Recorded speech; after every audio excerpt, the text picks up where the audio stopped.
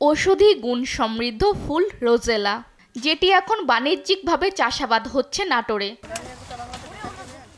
নাটোরের লক্ষ্মীপুর খোলাবাড়িয়া ইউনিয়নের কাঁঠালবাড়িয়া গ্রাম, যেখানে উৎপাদন হচ্ছে এই রোজেলা ফুল।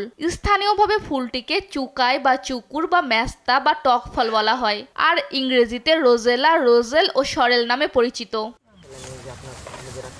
2019 সালে 5 শতক জমিতে রোজেলা ফুলের বাণিজ্যিক চাষ শুরু করেন গ্রামের ভেষজ চাষী শহীদুল ইসলাম। এবছর তা গড়িয়েছে 15 বিঘা জমিতে, আর ফুল বিক্রি হচ্ছে 5,000 টাকা কেজি দরে। এমনকি ফুল দিয়ে তৈরি করছেন ঔষধি গুণাগুণ সমৃদ্ধ চা। চারা গাছ থেকে কলি সংগ্রহ করে বীজ ফেলে পাপড়ি আলাদা করা হয়, পরে ওই পাপড়ি সেদ্ধ করা হয়, ড্রায়ার মেশিনে শুকানোর পর প্যাকেটজাত করে বিক্রি করা হয়। চাহিদা বাড়ায় অনলাইনেও বেচা হচ্ছে এই চা।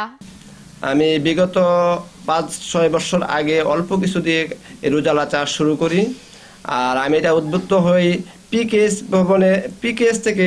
আমাদের এখানে একটা লোক আসছিল, ওনার ইয়াতে আমি উদ্বুদ্ধ হই। 1 বিঘা জমিতে 60 থেকে 70 হাজার টাকা খরচ করে প্রায় 2 থেকে 2.5 লক্ষ টাকা বিক্রি করা যায়। সেই ন্যাচারালের একটা টার্গেট। আমার এই চাটা একদম ন্যাচারাল।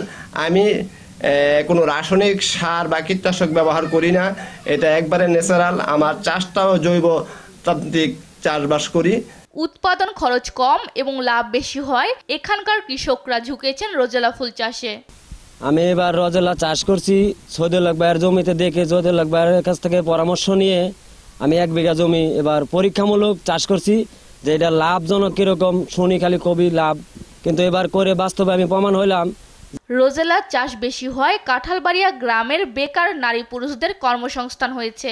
আমি পড়াশোনা করি, আমি পড়াশোনার ফাঁকে ফাঁকে আমি রোজেলা তুলি। রোজেলা তোলা যা টাকা পাই আমি সেই টাকা আমি পড়াশোনার কাজে লাগা, যা টাকা বাঁচে আমি সেটা আমি আমুক দিই।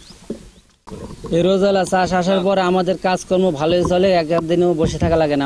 আমাদের সবসময় কাম চলে, এতে আমাদের আয় রোজগার ভালোই হয়, আমরা খুব সহজভাবে আরামে চলতে পারি। এটার পিছনে খুব শ্রম দিই, খুব খাটাখাটনি করি, বা এটার পিছনে আমরা খাটে আমাদের সংসার চলে।